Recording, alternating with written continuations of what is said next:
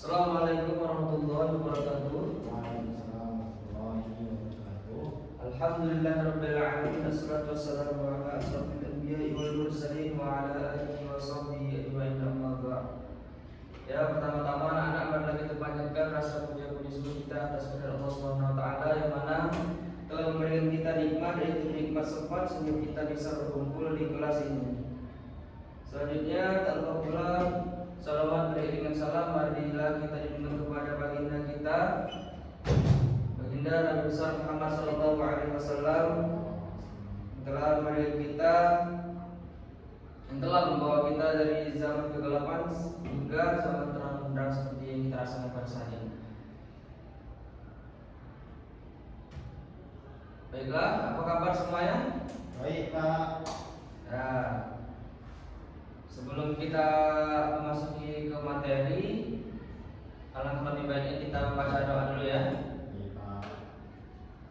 Baik, isnin salasa.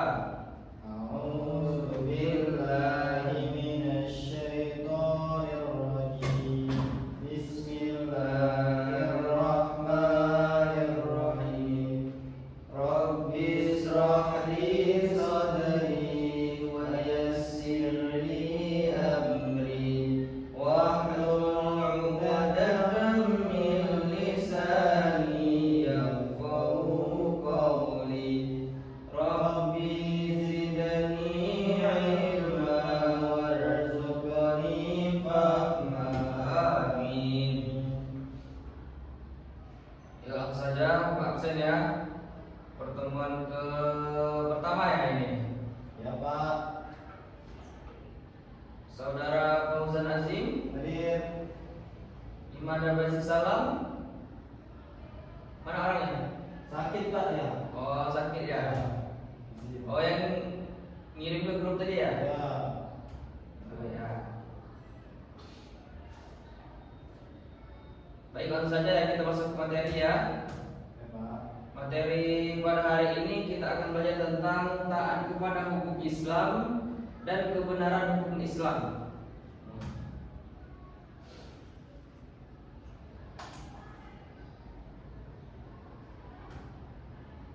Langsung saja, yang pertama yaitu taat kepada hukum Islam.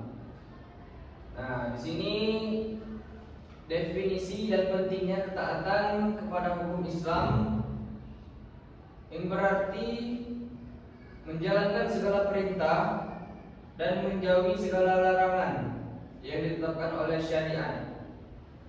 Ketaatan ini mencakup aspek spiritual, moral, dan sosial dalam kehidupan seorang muslim. Jadi pentingnya ketaatan ini adalah untuk mencapai kebahagiaan dunia dan akhirat, serta menjaga harmoni dalam masyarakat. Nah, jadi penting ya, Nak Fauzan, taat kepada hukum Islam. Selanjutnya itu sumber hukum Islam. Nah, jadi sumber hukum Islam itu ada dua. Sudah tahu? Belum Pak. Belum ya? Ya. Nah, yang pertama itu yaitu Al-Quran.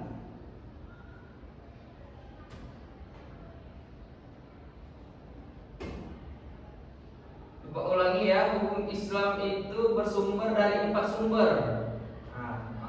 Dari 4 sumber utama. Yang pertama yaitu Al-Quran, hadis, ijma, dan qiyas. Ada berapa tadi Nak Fauzan? Empat. Yang pertama Al-Quran, kedua, hadis, yang ketiga, ijma, dan yang terakhir. qiyas. Nah, Pak jelasin sedikit ya. Al-Quran, apa Al-Quran itu?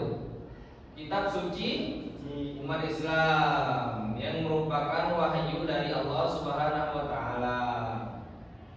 Dan yang kedua itu hadis. Hadis itu adalah perkataan, perbuatan, dan persetujuan Nabi Muhammad sallallahu alaihi wasallam. Yang ketiga yaitu ijma. konsensus para ulama. Nah, yang terakhir itu kias, analogisasi hukum berdasarkan sumber-sumber yang di atas. Nah, yang selanjutnya itu manfaat taat kepada hukum Islam. Itu ada 3. Yang pertama, keberkahan hidup, manfaatnya, ya. Manfaatnya, jadi manfaat taat kepada hukum Islam itu bisa mendapat keberkahan hidup, di mana menjalankan hukum Islam mendatangkan berkah dan rahmat dari Allah Subhanahu wa taala. Yang kedua itu kehidupan yang teratur. Nah, jadi bila kita bisa merasakan manfaat taat kepada hukum Islam itu, kita bisa mendapatkan kehidupan yang teratur. Nah, yang dimana hukum Islam mengatur segala aspek kehidupan, menjadikan hidup lebih tertib dan harmonis. Dan yang terakhir, manfaat dari taat kepada hukum Islam itu kita bisa mendapatkan pahala dan ridho Allah Subhanahu wa taala. Karena apa? Karena ketaatan kepada hukum Islam adalah jalan untuk meraih pahala dan ridho Allah Subhanahu wa taala.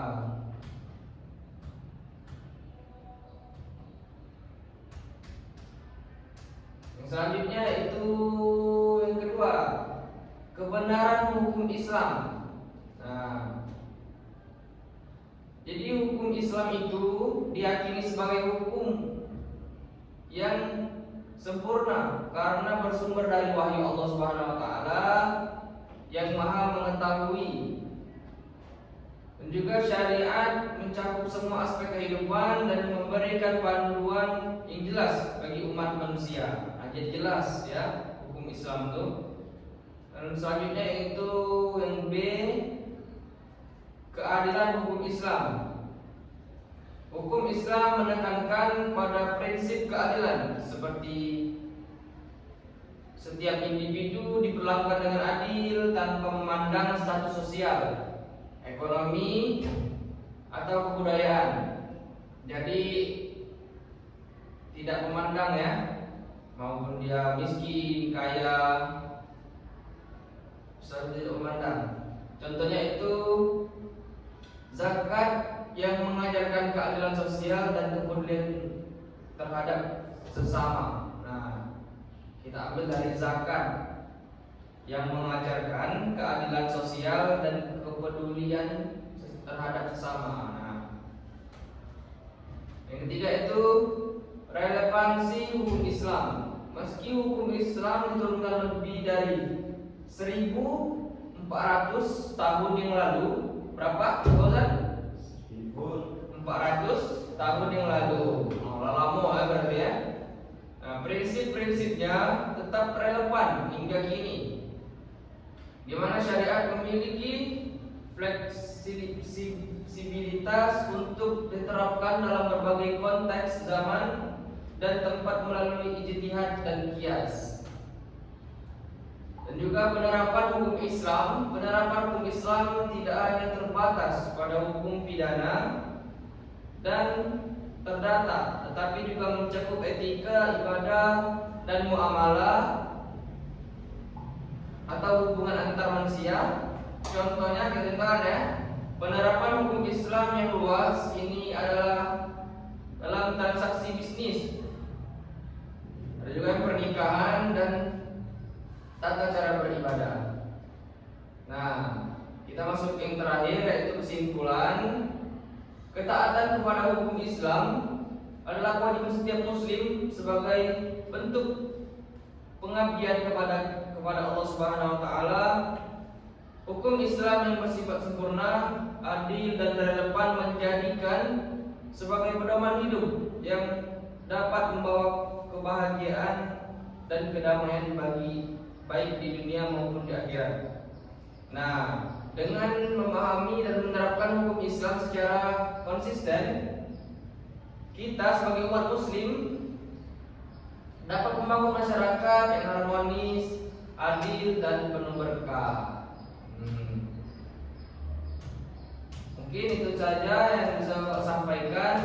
Sebelum kita akhiri, Bapak ingin menanya lagi kepada Nak Fauzan. Coba sumber hukum Islam tadi ada berapa nak? Empat. Nah, yang pertama Al-Quran.